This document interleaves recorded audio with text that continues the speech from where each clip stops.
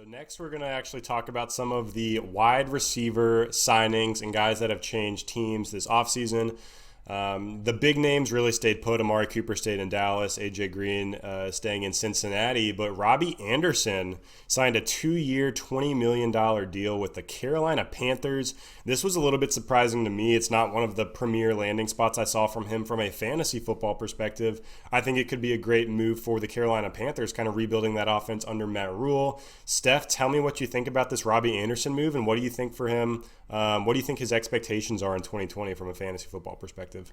Robby's been one of those guys that's always shown flashes to be one of their top-tier deep threats in the NFL, and I think he made a smart move here by leaving a team coached by Adam Gase. He took about, the Panthers only offered him $2 million more, and he took it. Seemed like the Jets kind of got stubborn there in that deal, but I do like this as a move, both for Robby Anderson and for the Panthers. I see him as an upgrade over Curtis Samuel, especially as a pure deep threat. And Samuel, to me, now steps into that wide receiver 3 role behind DJ Moore's 1 and Anderson's 2. I even saw some rumors here that the 49ers are pretty interested in Curtis Samuel, so we'll see how that plays out. But Robby's really shown what he is at this point. We have 4 seasons of his play with the Jets to look back on. He's averaged 15 yards per reception pretty much every season he's played, starting in 2016, and averages about 52 receptions a season. We have Samuel, who was there in Carolina last year, getting 105 targets to Anderson's 96. So you look at that target share, it's pretty even based on both of those offenses. Both guys averaging about a 55% catch rate, so not a ton of difference between the two. Both of them are pretty boom bust. You're going to plug them into fantasy lineups on any given week. They're going to be good DFS options based on certain matchups.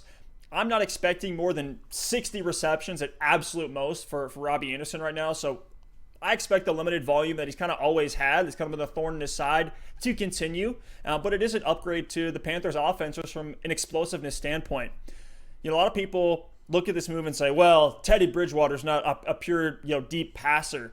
I think a lot of people actually sleep on his arm. Look at next-gen stats. Bridgewater had a 149 passer rating when throwing to the deep middle of the field. The league average there is 87. So He's top tier when looking at deep middle between those seams. So I'm expecting a lot of deep post routes for Robby Anderson, which is where he's going to make his hay. I don't think Bridgewater's going to be doing anything crazy throwing to the outside. I'm factoring in some production to still go to Curtis Samuel, but I have Anderson in line for pretty much what we've seen from him. 45 receptions, 700 yards, 5 to 7 touchdowns. It's not too different from where he was with the Jets, where he was putting up at least 750 yards and 5 touchdowns the last 3 seasons. So that's my case really for Robby Anderson. Really not much different. Yeah, before I give you my take, I kind of want to pulse check where you're at with Robby. I'll throw out some names here. Tell me who you'd rather have, Robby Anderson or first guy on my list is Brandon Cooks. I'm going to stick with Brandon Cooks, assuming both are healthy and at 100%. Brandon Cooks, assuming we factor in some of the concerns. If we hear going into camp that Cooks is still dealing with some of that injury, I'll look at Robby Anderson. But as of right now, assuming both guys are fine, I'll go with Cooks. How about Robby Anderson or John Brown? Interesting. That's a tough one. I'm going to go Robby Anderson here just for a little bit more explosiveness. I think Diggs is going to take the explosiveness away from John Brown a little bit in that Bills offense. For sure. And definitely similar situations there with kind of a volume cap on what they can do. But both guys that will definitely have their boom game. So last guy on my list, Robby Anderson or Will Fuller. Definitely taking Robby Anderson in this one. I'm not touching Will Fuller with a 10-foot pole. Don't even try to get me, Alex. Oh, man. Thanks for giving me Will Fuller before his 54-point week last season. That was nice of you, Steph. I gave you that one 50-point rental, and then you lost him for the rest of the season, so that's fine. And then the wheels came off, yep. So, yeah. To me, I agree with you. I think I liked this deal for Teddy Bridgewater more than anyone.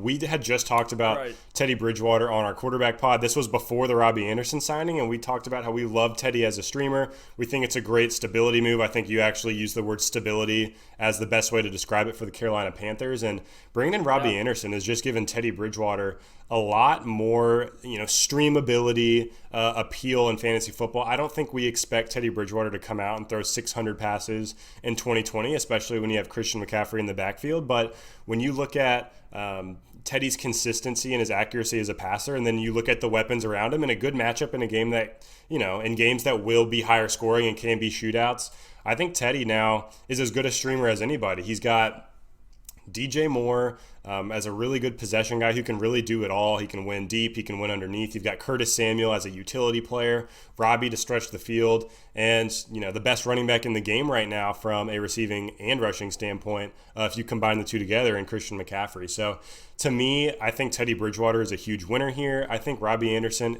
again, is a good flex play. Some of those names we threw out, the Brandon Cooks, the Will Fullers of the world, those are guys, the John Browns of the world, those are the same kind of tier guys. Like, based on a matchup, maybe you need a boomer bust play in your flex, you're going up against one of the top teams in the league, and you need to roll the dice and try to get a 25, 30-point week, but it could also burn you for 5. That's kind of how I think of Robby Anderson.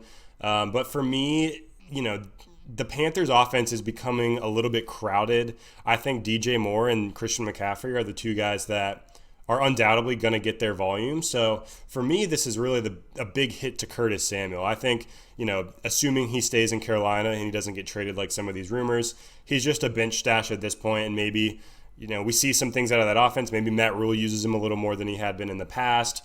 Maybe there's an injury that allows him to get some more volume. But for me, Curtis Samuel takes a big hit.